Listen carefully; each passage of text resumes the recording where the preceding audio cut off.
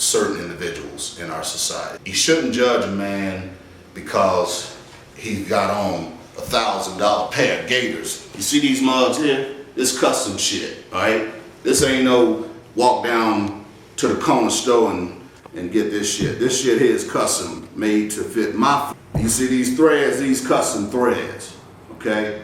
So if you judge people by what they wear, and unfortunately, a black man, you can be out in our society in a $5,000 suit and a $1,000 pair of shoes, but unfortunately, you still a black man. I don't have no problem with that. I love myself. I love myself. So if society wants to judge me because of the color of my skin, then that's fucked up. I took my wife to a very prominent hotel one evening to get a spa treatment. Pulled up in a blinged out H2 setting on 26s, and basically the valets ran up when we got out of the vehicle, and I escorted my wife to the door and turned around and came back to my vehicle. I didn't get any love. I didn't get any love. However, this cat pulls up behind me in a rusted out ass Volvo station wagon, and he had 3 or 4 people catering to him, opening the door for his wife, so forth, so on. And he was in flip-flops and some damn shorts and didn't look like he had a penny to his name. So I don't understand that, but if it is what it is, then that's what we have to deal with. I don't wait until someone looks at me and say, I appreciate this dude, I value you, you're equal in my society. I give the white people their props. They some pimps about they shit. You gotta love it, because the fact is they're at the top of the food chain, and they fought when the whites came here from Europe. Most of them were released from prisons, and when they were ejected or sent to the original 13 colonies of the Americas, they didn't have shit.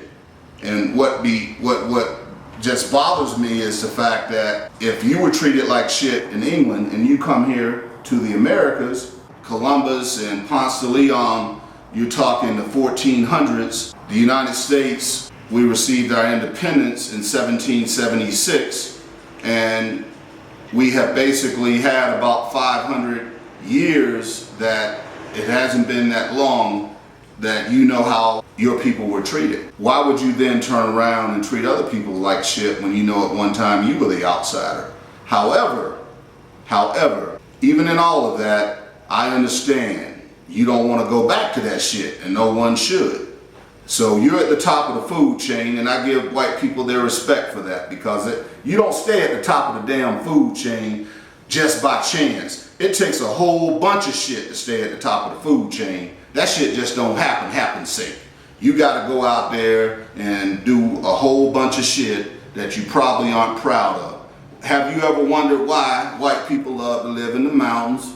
They love to live by water, because they have to have something to get that tranquility back so they can forget about all the shit that they done did, all the throats they done cut. If that's what it takes to stay at the top, I don't know. Again, you gotta love it, you gotta respect it, but it would be nice. White people just share a little bit of that. Just share it. It's enough to go around. It's enough to go around. So that's the philosophy side of things for me. Let's talk about a little bit of comedy. So you probably saying, oh, this dude said he's a philosopher, comedian. What the fuck is he talking about? He's talking about all politics. So let me just hit you with one of them little bullshit jokes. I do have a serious bag of jokes, and my joke's probably a little bit deeper than most. I'm sure you probably already concluded that.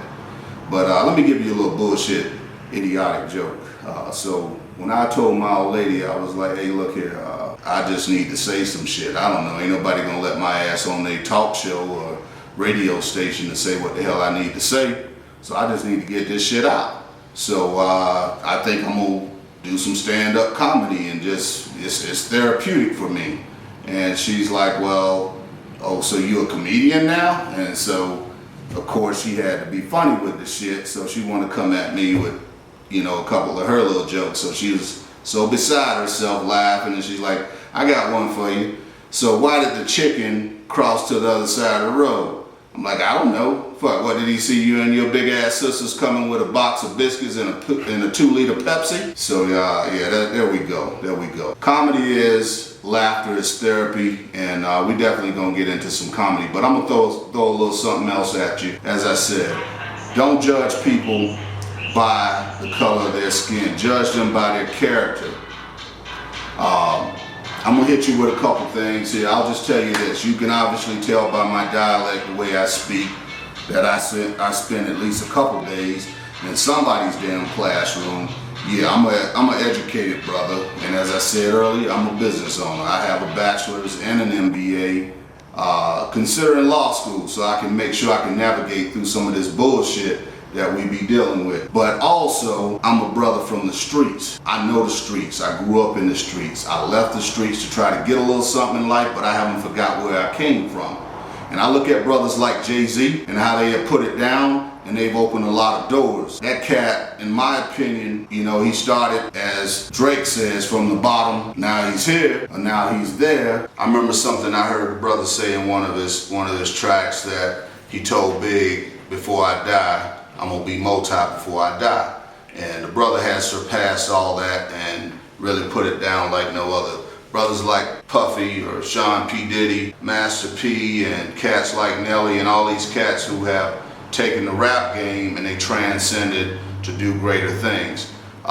When you look at a cat that comes up with the concepts and the notions of the things that he talks about, everybody talks about Jay-Z being Illuminati and that this brother is in a cult and all this shit. If the brother in a cult, who gives a shit, alright? The brother doing good things, give him some love. I gives a damn. There's plenty of people that don't do shit for nobody. The brother recently was saying that just his presence alone is charity.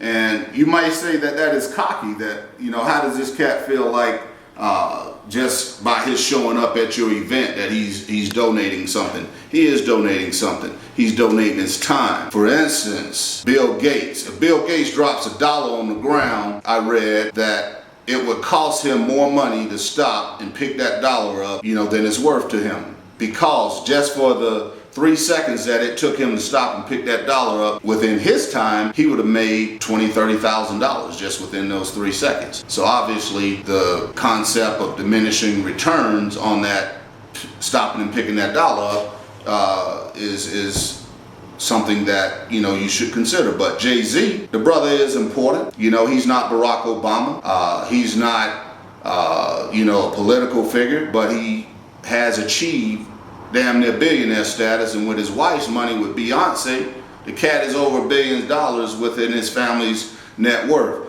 So I think that we should respect and take our hats off to this cat. But I'm feeling also his music and just everything that he has done, because that's how he has taken that and parlayed that to the next level. This new project, Holy Grail. You know, I was hollering at the cat. He didn't send me no love back, but I just say, hey, shit, if Jay-Z can get it in like that, then I'm gonna get it in like that. So I went and joined me a coat, and they sent me these pewter mugs here. You know, so basically, the Holy Grail is actually a mug. So I'm trying to figure out if Jay-Z getting it in like that because he's drinking from the Holy Grail, then I'm gonna drink from the Holy Grail. And beyond that, I decided, I got some homies, you know, show me some love. I was over in Cozumel, New Mexico, and I had some homies that say, hey man, look, you gotta try this new tequila we got over here. And this is this, in the US, this is this $500 bottle shit right here, okay? So I'm gonna crack this open, and then I'm gonna see how, you know, when I was in the rap world, listening at buying